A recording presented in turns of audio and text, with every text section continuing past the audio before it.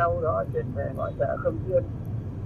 Gia đình thứ hai là gia đình vợ chồng Mạnh Bướm, nhà ngất tư Sở.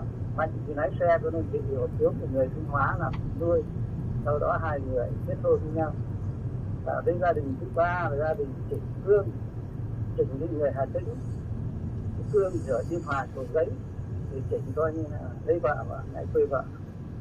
Thì qua chương trình này thì muốn gửi bài hát tới mọi người và những gia đình anh Trung, chị Tâm, gia đình bạn Mạnh, bạn Hướng, gia đình bạn Trịnh, bạn Phương, nếu nghe được liên hệ với tôi theo số điện thoại 0965 938 151. Thế còn nói về Hà Nội thì có nhiều kỷ niệm lắm. Như cái buổi chiều mà dạo đường Thanh Niên, một bên là Hồ Trúc Bạch, một bên Hồ Tây, sau đó lại mấy bè bạn cùng nhau với ăn cái bánh tôm, cốc bia Hà Nội, bia hơi Hà Nội.